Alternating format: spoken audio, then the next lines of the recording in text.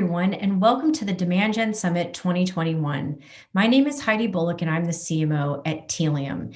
And today I'm going to be covering how we can help our sales organization accelerate deals, which is something that is really, really important when we're trying to hit our revenue numbers. And I imagine that many of you have experienced some of the frustrations when we can't get that pipeline closed because it's a lot of work to create it. So that's what we're going to be covering today.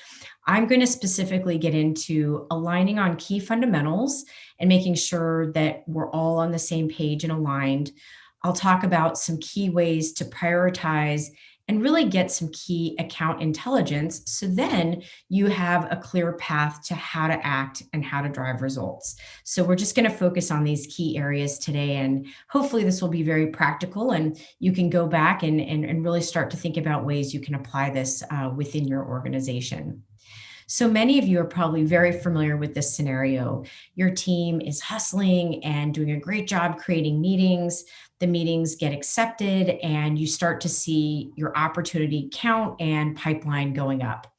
But then in a lot of cases, especially, if you are selling into larger enterprises, these are bigger deals, often they can start to slow down and things get stuck. And what we don't want to see is a deal slip so much that it impacts our quarter or something like that. That's an outcome that we don't want. And it's really frustrating. And the truth is that, pipeline that doesn't close, it's just not really helpful. And in a lot of organizations, you might say, wow, our pipeline is really great, or we have really impressive coverage. But something to always take a look at is if it's not moving forward and you're not closing it, let's make sure that, again, first off, that we're focused on the right set of accounts and you're really dialed into your ideal customer profile. The best kind of company that you can sell and buy to and expand within. But now let's make sure that we can do the best things possible to help accelerate those deals. And so, what I plan to cover today is ways that marketing can help with this, because again, I think it's sales ultimately, ends up closing the deals, but there's a lot that the marketing team and SDRs can do to help get these accelerated and really over the line. So let's first start talking about fundamentals. And this is just making sure that everybody is really singing from the same playbook, which is important. And the first thing is, revenue is a team sport, especially in B2B, especially I feel when you have longer deal cycles, we need to be rowing together. It's not a handoff. So if you're in a company that has this mentality where it's like, oh, marketing creates a lead and then their job's done and it's an SDR's job to create a meeting. Now, again, if all that works for you and you're crushing your numbers, great. But I think it's really important today in B2B that we think about this a little differently, and it's less of a handoff and it's more we're working together cohesively across this entire process. So that's number one. And number two is, marketing's job. I think in a lot of companies, people think about it as it's top of funnel. And we all know in B2B that it's a marketer's job to help drive awareness, but it's really our job to create engagement throughout the entire buyer's journey at all of these phases. And to ultimately, like I said, great, we get those meetings created, but let's get them over the line and make sure that we're really creating revenue for our company. So it's this part of this is making sure you as a marketer have that mindset, and it's not just about top of funnel. And then lastly, I think that the area, many of you listening to this could say, great, makes sense. We completely have that mentality, but where does it break down in a lot of companies? And I do recommend that you have some type of playbook within your organization. It doesn't have to be fancy, but it's really a document that highlights, hey, in this particular part of the buyer's journey, marketing is doing X, SDRs are doing Y, and sales is doing Z. You want to be very, very clear about who's doing what and when, especially when you're actually targeting an account, whether that's net new business or for expansion, because I think sometimes, sales might be unclear. Hey, wait a minute, is marketing sending that email or is the SDR? Who's doing it? So it's really important to be clear about different types of activities. And I'll give some examples later, but these are kind of three things. So just making sure you have the right mindset within your revenue team, marketing, your whole team recognizes it's not just top of funnel. You really want to think about the entire process and then these really clear roles and responsibilities. That's part one. Now, moving on to part two, how can we start to help our sales team accelerate certain deals? And the first thing I'll say is we really want to make sure we are prioritizing accounts, and then I'll get into how we can understand some account signals. And the reason I highlight this is because most organizations, we cannot focus on everything. We'd love to, that would be amazing, but we just can't. And so we need to help our sales organization know how can we focus on our best bets and really where we're going to get the most, for our investment, where are we going to get the greatest return? And not just for the salesperson, but for SDRs and marketing as well. Because again, resources at every company are limited. So we need to really, as a team, do a good job on our best bets. That's a really important thing to be thinking about. So the first part of this is making sure that it's very clear to everyone that you do have an ICP. There are accounts that you're going to be going after, but they're not all the same. They can't be. There are going to be accounts that are what you would consider your most high value, and that could be your tier one accounts. It doesn't really matter what you call them. And then maybe you go down to the next set of accounts, and those could be tier two.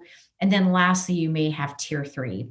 And again, I want to highlight all of these are in your ICP. It's just there's fewer of your best top tier accounts. Think of this as there could be tens of accounts. Tier two could be hundreds of accounts. And then really, as you get down to tier three, this could be in the thousands. And the reason for doing this is they're all great, but some of these we all want to, as a revenue team, really rally around probably a little bit more than others and making sure that our time and dollars are spent there. So this is an important thing. You want to have your accounts scored, and this should be something that is clear to everyone on the team. And there are a lot of benefits for doing this because I think what it does is it just makes sure that, we're all traveling to the same location versus, I'm going to go to Mexico. I'm going to go to Australia. Great places, but we all want to be traveling to the same destination. Super important. I think it helps with communication with your sales team and primarily, again, because resources are limited, regardless of the size of company that you're in, we want to make sure that we're really aligning those resources and focusing on where our bets are best served. And the next part of this is making sure a lot of people surprisingly don't have this. And I think it's a great exercise for your target accounts and the accounts you care about. Let's make sure that we have clear expectations set around investments and programs. So for those tier one accounts that we consider, more, there's tens of those. Yes is probably going to be the answer. Do we want to do an exec outreach? Do we want to make sure that we have a very high touch field event, even if it's virtual? The investments are going to be high there. And as we move down and we get into larger volumes, it doesn't mean we're not investing or doing things, not at all. It just means we're doing it at scale and it's more programmatic. So think of this as tier one and maybe bleeding into tier two a bit. The activities are very personal and fairly high touch. And then as we move down, they're customized. Personalized and customized are different. And so we want to make sure that we're using, researching the CMO or the CIO and sending them things that mean a lot to them for the top tier accounts. And then as we get down into scale, you may decide to do that by verticals as an example, or industries. So that's a good way to think about it. And this is helpful so your marketing team doesn't crack because they can't do everything. And same with SDRs and sales teams too. Like they have limits as well. So this is, again, just making sure we're focused on the right set of things. And three, we need to make sure for these accounts, we know what's happening. And I'm going to get to the deal acceleration piece, and these signals are really important. So we need technology and things that we can start to look at so we don't have, our dashboard is clear. We need to be able to have an understanding of what's happening. So I'm going to go into an example. Here's an account, Dunder Mifflin. For those of you that watch The Office or fans of The Office, we're going to use this as an example of what are some of the signals as a team we can be looking at. And the first thing we want to ask ourselves, and this could be in this example again, because this deal's stuck, we want to have an understanding, is this account, are they engaging at all, or has that just dropped off? And you want to make sure you're thinking of all types of the different kinds of engagement signals. Was there a meeting with sales? Have they been talking to their salesperson? Have they engaged with a marketing program? And that could be anything from a content syndication download to attending a webinar, attending an event, opening an email, just something. Are they engaging? Are they visiting your website or requesting anything from your website? And, ideally you have intent data and you can start to see, is there an intent from this account? Is it going up? Is it going down? What is happening? And so these are really important signals to make sure that you're looking at. And there are great tools that consolidate a lot of this to make it easier. But I'm just highlighting, if you're scrappy and you don't have everything, that's okay. That's okay. We just want to look at some of these key things. So I'm going to walk you through a few that we look at. Again, so say we have an account and they're stuck. There's an opportunity, but they're not moving. This is actually what we do at Telium, and I'm walking you through real screenshots. So we would first start to let's look at website engagement. What's happening there? Is there a period where it just goes flat? Or is there a nice area where there's a bunch of spikes and we can see this? And ideally, you kind of see that web activity going up. But often it's lumpy, and that's okay. But you just want to get a sense of what's happening. And then you can also start to see, what are they engaging with? What types of things is this account interested in? Just so you and the whole kind of, the SDRs, the marketing team and the AE all are aligned on what is this account interested in. So here I can really start to tell this. This is a good sign. How can they implement and use a CDP, which is what Telium offers? Good. How can we shift a first-party data strategy? Getting some third-party validation from Gartner. Oh, interesting. It looks like they might partner with Content Square. Cool. So this is actually telling us quite a bit. That's a good first step. Then the next thing that we can start to look at is new names. And this is kind of an interesting one to do, because you can start to see in a lot of B2B deals, and especially larger enterprise deals, many of you know this, you're working with a buying center. You're not just selling into IT, you're not just selling into marketing. It often is a buying group, and you want to make sure you've got the right coverage across different departments. Your company, it may look completely different, but you kind of want to look for the coverage. And then you want to look, do I have the right seniority? Am I speaking to the right level of person?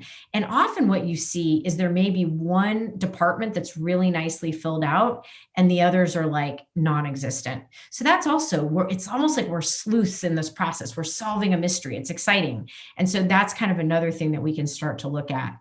You can look at MQL trends if that's something that your business tracks, or some other respective metric. Are there people that are hitting a particular scoring threshold within that account? That's also interesting, and that tells us something. And then you can also use tools. I'm just walking through the tools that we use at Telium. Yours can be different, but here, we use Marketo Sales Insight, so we can start to look at, what types of content were interesting moments. Again, this is telling us some interesting things. We can get a sense of all sorts of different types of activity. And is anything standing out to us? Anything that's unique, or something that's surprising? And then we can also use tools like Sixth Sense to understand intent, and also just different types of activity, from sales emails. Great. Is my sales team reaching out? What if they're not? What if the engagement's amazing, but the sales team isn't doing anything? That tells us something too, right? So all of this is some fascinating intelligence that we can use to better understand our accounts. Engagio and demand base, they have also something that you can take a look at as well. So lots of different tools for you to use to better understand what your accounts are doing. And it's very important. So now that we kind of have a sense, okay, I have this deal, they're stuck, but the engagement actually looks decent. And it does look like my sales team was reaching out. So how do we act? how do we make some improvements? And again, this is the pod that you always want to be working with: marketing, sales, and your SDR. So number one, it shouldn't be happening in silos. It shouldn't just be marketing doing this, or your SDR team, or your AE in their free time at night. Not a good plan. You want to make sure you're doing this together. And you might even throw in your partner or channel team. They often can really, really be a huge help and unlock some great activity. So as far as that's the who, and now we can get into the what, like what's the process?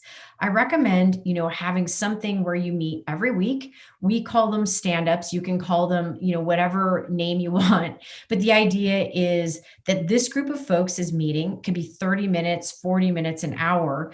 And it's for this account. What's the progress that has been made since you last met? Who have we talked to in the account? What have we learned? What's the plan moving forward? You can see, are there blockages? In this case, we are seeing that it's stuck. So we're now thinking about a deal acceleration play. You can do the same process if it's a new account you're trying to crack into, or maybe it's an account you're trying to expand. Equally as important for many of us, right? You don't want to forget expansion revenue. So that's critical. And then we can get into the diagnosis and action. So let's think back to what we just saw. So is this account engaged? They are. That's great. And we saw that the AE has reached out, but gosh, we're still not moving things forward. So that means we need marketing and SDRs to take some action. Now, I just want to highlight this conversely. What if we saw that engagement was amazing and things look great, but there was no activity from the AE? That isn't good, right? So then it's just saying, hey, AE, we want to make sure that you're reaching out. So this type of meeting, it's not about one group not doing something and another group doing something. It's just making sure we're covering our bases and we all are clear on when to act. And it's great because you just use data to tell you that. So if you see poor engagement, hey, that's marketing SDRs. If you see great engagement and AEs reaching out, gosh, that makes it even a little bit trickier. But I think all of these pieces are intelligence for us to then kind of troubleshoot and figure out next steps. So it's really important to say, is there engagement? Yes or no? Is the AE reaching out? Yes or no? And then you can really start to determine next steps. I also think it's important to have a repository of, kind of key components you can use for these plays. So, you can use a tool.